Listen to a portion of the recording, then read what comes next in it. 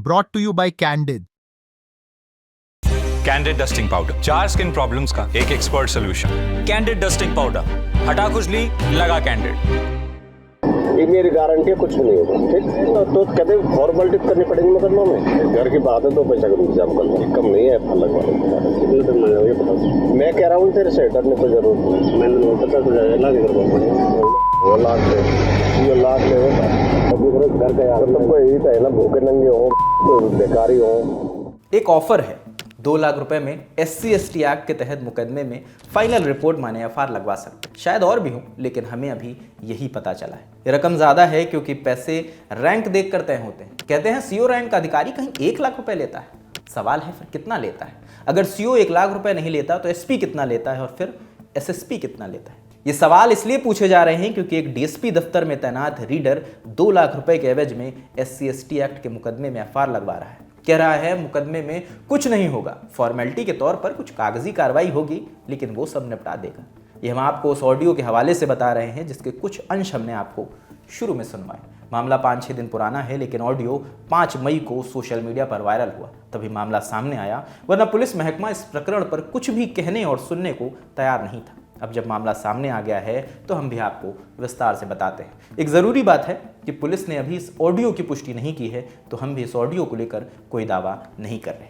आज तक से जुड़े हिमांशु शर्मा की रिपोर्ट के मुताबिक अलवर के लक्ष्मणगढ़ थाने में कुलदीप मीणा ने भूपेंद्र राजपूत और महेंद्र चौधरी के खिलाफ मारपीट और SC/ST एक्ट के तहत मामला दर्ज कराया था। क्रॉस FIR करते हुए भूपेंद्र ने भी कुलदीप के खिलाफ मामला दर्ज करवा दिया।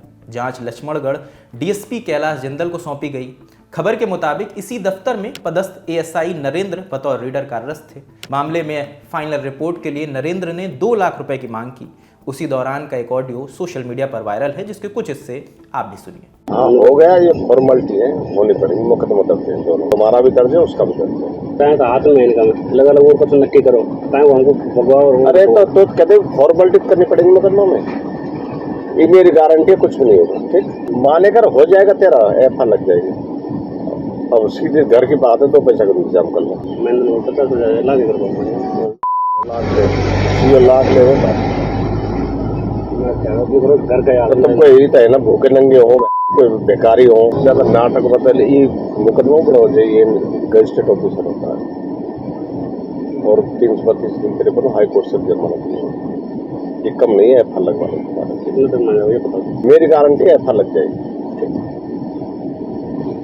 और डरने को जरूरत नहीं। फिर मैं तुम्हारे विश्वास करूँ तो फिर मैं कह रहा हूँ तेरे से डरने को जरूरत नहीं, आज ही आ जाओ। चल, रीडर नरेंद्र कह रहा है कि राजीनामा हो गया है, यह फॉर्मेलिटी है जिसे पूरा करना पड़ेगा। मुकदमा दर्ज दोनों तरफ से है। आगे कहता है, माना अपने घर की बात है, लेकिन पैसे का इंतजाम कर लो, तुम मुझे दे देना, मैं आगे पकड़ा दूंगा। जवाब में शख्स कहता है 50,000 से 1 लाख रुपए में हो जाएगा। नरेंद्र गाली देते हुए कहता है कि 1 लाख में नहीं होगा, CO को 1 लाख रुपए लेता है, नाटक मत करो। 332-353 का मामला है, हाईकोर्ट तक जमानत नहीं होगी।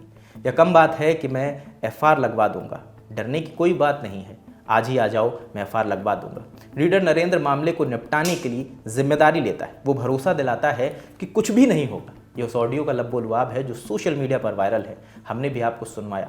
मामले पर कार्रवाई करते हुए SP के आदेश पर नरेंद्र को लाइन हाजिर कर दिया गया है।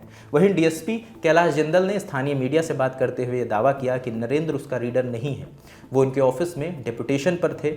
5-7 दिन पहले उनके पास भी ऑडियो आया था, जिसकी जानकारी उन्होंने SP को दी थी। वहीं जब मीडिया ने अलवर की एडिशनल SP ग्रामीण प्रियंका श्रीवास्तव से इस मामले से जुड़े सवाल पूछे, तो उन्होंने सरकारी जवाब देते हुए कहा कि मामले की जांच के बाद ही कुछ भी कहना उचित होगा। अभी एक ऑडियो जो है, जो वीडियो की वजह से बनाया गया है, वो एक सामने आया है, जिसकी फर्स्ट जो है वो कॉग्निजेंस लेते हुए जिस पर्सन की सस्पेक्टेड आवाज़ है उसको हमने लाइन हाजिर किया है और बाकी उस पूरे मामले की जांच जारी है कि उसकी सत्यता क्या है और किस तरीके से उसके अंदर जो चीज़ें वो मूव हुई है। सस्पेक्ट जो मिला है वो क्या वो रीडर की है या कोई नहीं, अभी तक ऐसी बात पूरी नहीं आई और बाकी तो पूरी जांच हो जाए तो उसके बाद कोई चीज़ को कहना ज़्यादा सही है। एडिशनल SP प्रियंका श्रीवास्तव ने यह नहीं बताया कि वो CO कौन है जिसका जिक्र कर नरेंद्र रिश्वत मांग रहा है। उन्होंने ये भी नहीं बताया कि नरेंद्र को ये सब करने की हिम्मत कौन दे रहा है, क्योंकि बिना किसी अधिकारी के बैकिंग के ये मुमकिन नहीं है कि नरेंद्र इस तरह रिश्वत मांगे। सवाल ये भी है, अगर ऑडियो सामने ना आता तो क्या नरेंद्र पर कोई कार्रवाई होती? पुलिस महकमे में न जाने कितने नरेंद्र मौजूद हैं जिसका ऑडियो सामने आ जाता है, उस पर कार्रवाई हो जाती है, जो बच जाता है वो रिश्वत लेने का काम करता रहता है। इस खबर पर आप क्या सोचते हैं कमेंट सेक्शन में ज़रूर बताएं। कैमरे के पीछे प्रशांत है, मेरा नाम रजत है। देखते रहिए द ललन टॉप। शुक्रिया।